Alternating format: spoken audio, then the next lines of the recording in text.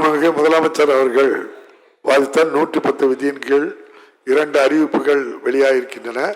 இரண்டிலும் சேர்த்தே நன்றி தெரிவிக்கும் வண்ணமாக சுருக்கமாக நன்றி தெரிவித்து அமரும்படி அன்போடு கேட்டுக்கொள்கிறேன். முதலாவதாக ER ஈஸ்வரன் அவர்கள். மாண்புமிகு பேரவைத் தலைவர் அவர்களே, மாண்புமிகு முதலமைச்சர் அவர்களுடைய அறிவிப்புகள் எல்லாம் இளைஞர்களையும் இந்த மாநிலத்தினுடைய பொருளாதாரத்தையும் இலக்காக வைத்து இன்றைக்கு அறிவித்துக் கொண்டிருப்பது அடுத்த தலைமுறையை நோக்கி நாம் சிறப்பான பயணத்தை தொடர வேண்டும் என்ற எண்ணத்திலே என்பதை மனதில் கொண்டு அவருடைய அறிவிப்புகளை நாங்கள் மனதார வரவேற்கின்றோம். இன்னும் ஒசூரை பொறுத்தவரை விமான நிலையம் வேண்டும் என்பது தொடர்ந்து வைக்கப்படுகிற கோரிக்கை. பெங்களூர் அவ்வளவு வளர்ந்திருக்கும் பொழுது ஒசூரை தமிழகத்திலே நாம் முக்கியத்துவம் கொடுத்து வளர்த்தால் பெங்களூருக்கு இணையாக ஒசூர் வளரும் என்பது எல்லோருக்குமே தெரியும். அதை தெரிந்து கொண்டதால் ஒசூரிலே விமான நிலையம் வரக்கூடாது என்று ஒரு சிலர் பல ஆண்டுகளாக ஏதாவது காரணத்தை சொல்லி அதை தடுத்துக் கொண்டிருந்தார்கள்.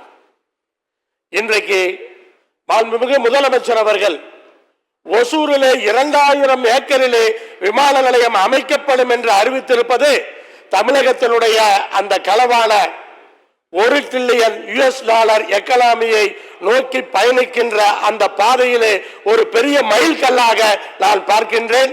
அந்த வகையிலே அதை நான் மனதார வரவேற்கின்றேன்.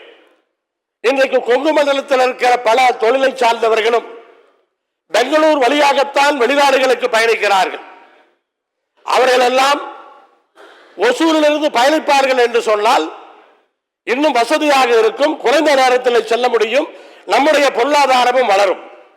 ஆனால் விமான நிலையம் அமைக்கின்ற இடம் பெங்களூரை ஒட்டி செல்லாமல் ஒசூருக்கும் கிருஷ்ணகிரிக்கும் நடுவிலே இந்த பகுதியிலே வந்தது என்று சொன்னால் இன்னும் வசதியாக இருக்கும் என்ற கருத்தையும் இந்த நேரத்திலே நான் வைக்க விரும்புகிறேன்.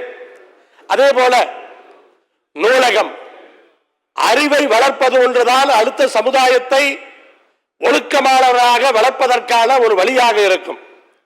அப்படி சென்னையிலே உலகத்தரம் வாய்ந்த நூலகம், மதுரையிலே உலகத்தரம் வாய்ந்த நூலகம், கோயம்புத்தூரிலே உலகத்தரம் வாய்ந்த நூலகம், இப்போது திருச்சியிலே தமிழகத்தினுடைய பகுதிகளை இன்றைக்கு 4 இடங்களிலே இப்படிப்பட்ட நூலகங்களை அமைத்து மாணவர்களுக்கும் இளைஞர்களுக்கும் ஒரு அரிய வாய்ப்பை முதலமைச்சர் அவர்கள் கொடுத்திருக்கிறார்.